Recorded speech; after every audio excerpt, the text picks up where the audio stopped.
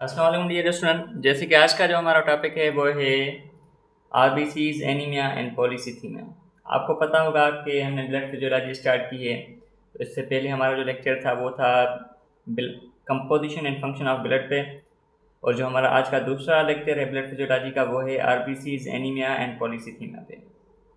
तो हम आ जाते हैं अपने टॉपिक पे, रेड ब्लड सेल्स। तो जो आरबीसीज हैं इसे हम एरिथ्रोसाइट भी कहते हैं। जो नॉर्मल वैल्यू है इसका हम पढ़ के आए हैं, 5.2 मिलियन सेल्स होते हैं मेल्स में, और जो फीमेल्स होती हैं उसमें 4.8 मिलियन सेल्स होते हैं।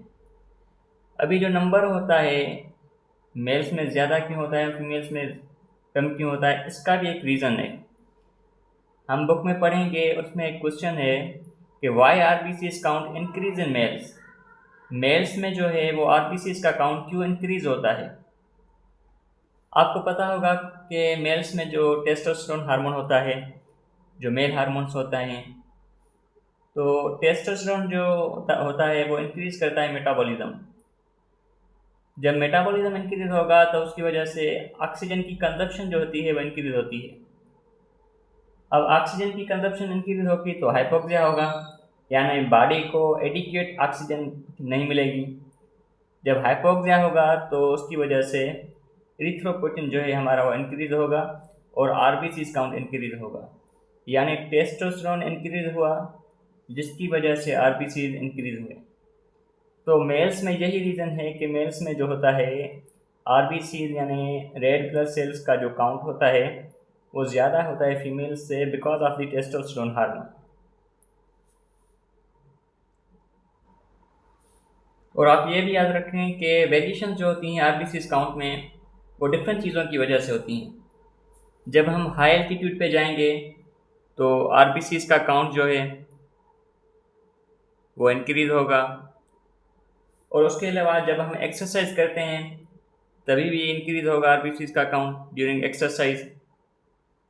उसके अलावा जब टेम्परेचर इंक्रीज होता है बॉडी का, यानी टेम्परेचर इंक्रीज होगा तभी भी आरबीसी का काउंट इंक्रीज होगा।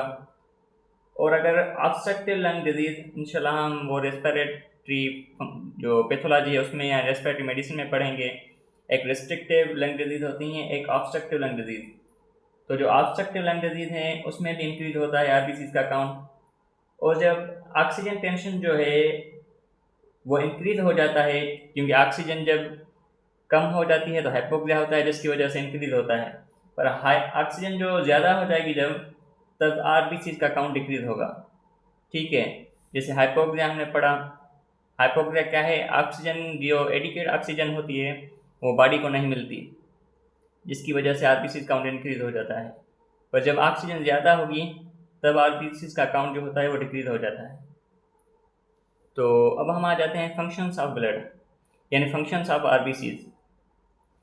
तो आपको पता होगा कि आरबीसीज जो होते हैं वो कंटेन करते हैं हेमोग्लोबिन। ठीक है, तो हेमोग्लोबिन का क्या फंक्शन होता है, वो ट्रांसपोर्ट करता है ऑक्सीजन को, लंग्स से लेके जाता है वो टिश्यूज़ के पास। जो हमने ब्लड का रेस्पिरेटरी फंक्शन पढ़ा था ना, वो आरबीसी परफॉर्म करता है। वो कैसे, वो लंग्स से ऑक्सीजन को लेके टिश्यूज़ के पास लेके जाता है, और ये मेंटेन करता है आरबीसी ब्लड की विस्कोसिटी। और जब आरबीसी टूटता है यानी हेमोलाइसिस होती है तो उसकी वजह से बिलिरुबिन प्रोडक्शन होती है, और जब एक्सेस बिलिरुबिन हो जाती है तो वो जॉन्डिस होता है। वो भी हम इंशाल्लाह आगे चल के पढ़ेंगे। और जो आरबीसी होता है वो प्रोवाइड करता है आयरन। आरबीसी हमने पढ़ा कंटेन करता है हेमोग्लोबिन, और हेमोग्लोबिन जो होता है वो हीम और ग्लोबिन का बना हुआ होता है। जो हीम होती है वो आयरन और प्रोटोपोरफायरिन की बनी हुई होती है। तो आरबीसी ऐसे कहें आयरन भी प्रोवाइड करता है अपॉन डिस्ट्रक्शन। ठीक है, तो स्टूडेंट अब हम आ जाते हैं एरिथ्रोपोइसिस पे। Actually it is the process of formation of RBC is known as erythropoiesis. So different sites होती हैं और डिफरेंट पीरियड्स होते हैं, यानी ड्यूरिंग इंट्रायूट्राइन पीरियड्स कौन कौन सी साइट्स होती हैं एरिथ्रोपोइसिस की, और आफ्टर बर्थ जो होती है वो कौन कौन सी साइट्स होती हैं एरिथ्रोपोइसिस की, वो हम थोड़ा पढ़ेंगे। तो जो इंट्रायूट्राइन पीरियड होता है उसमें जो फ्यू वीक्स होते हैं उसके दौरान याक से एरिथ्रोपोइसिस परफॉर्म करता है।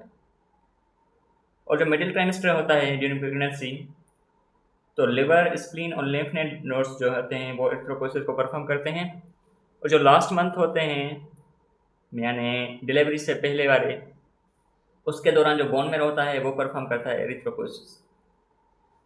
पर आफ्टर बर्थ जो होता है वो डिफरेंट एज में डिफरेंट बोन्स परफॉर्म करते हैं। डिफरेंट बोन्स में बोन मैरो जो होता है वो परफॉर्म करता है एरिथ्रोपोइसिस, यानी 1 to 5 years तक कौन सा बोन करता है और उसके बाद कौन सा करता है, ये हमारे बुक में लिखा हुआ है। यानी कॉमन जो बात ये है कि आफ्टर बर्थ बोन मैरो होता है वही एरिथ्रोपोइसिस परफॉर्म करता है। तो ये थोड़ा इंट्रोडक्शन था एरिथ्रोपोइसिस का और उनकी साइड का। अब हम आ जाते हैं कौन कौन सी स्टेजेस हैं एरिथ्रोपोइसिस की। तो अब है स्टेजेस ऑफ एरिथ्रोपोइसिस। तो पहले पहले क्या होता है, CFU होता है, जिसे हम कॉलोनी फार्मिंग यूनिट एरिथ्रोसाइट कहते हैं। ये कॉलोनी फार्मिंग यूनिट एरिथ्रोसाइट होता है वो प्रो एरिथ्रोब्लास्ट में चेंज होता है, और जो प्रो एरिथ्रोब्लास्ट होता है वो बेसोफिल एरिथ्रोब्लास्ट में कन्वर्ट होता है। और जो बेसोफिल एरिथ्रोब्लास्ट होता है उसमें वेरी लिटिल हीमोग्लोबिन होता है, तमाम थोड़ा सा हीमोग्लोबिन होता है। अब वो बेसोफिल एरिथ्रोब्लास्ट जो होता है वो खुद पॉलीक्रोमेटोफिल एरिथ्रोब्लास्ट में चेंज होगा, जिसमें बेसोफिल एरिथ्रोब्लास्ट से थोड़ा ज़्यादा हीमोग्लोबिन होता है। अब पॉलीक्रोमेटोफिल एरिथ्रोब्लास्ट जो होता है वो आर्थोक्रोमेटिक एरिथ्रोब्लास्ट में चेंज होता है, जिसमें बहुत ज़्यादा अमाउंट होता है हीमोग्लोबिन का।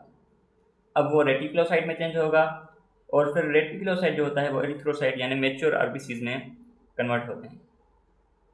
तो ये डिफरेंट स्टेजेस थी कि पहले क्या होता है, वो किस फॉर्म में चेंज होता है और वो किस फॉर्म में चेंज होता है, हत्ता कि एरिथ्रोसाइट प्रोड्यूस होता है।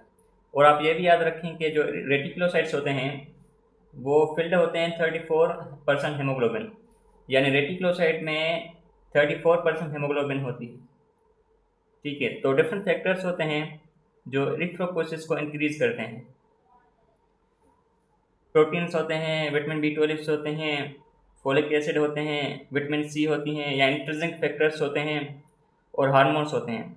हार्मोन्स में कौन कौन से हार्मोन्स, टेस्टोस्टेरोन, ACTH यानी एड्रीनो कार्टिकोट्रोफिक हार्मोन, कार्टिसोल होता है, थायराइड हार्मोन होता है। आपको पता होगा कि स्टार्टिंग में हम ये पढ़ के आए टेस्टोस्टेरोन मेल में आरबीसीज की यानी ज़्यादा कंसनट्रेशन या ज़्यादा अमाउंट की होता है।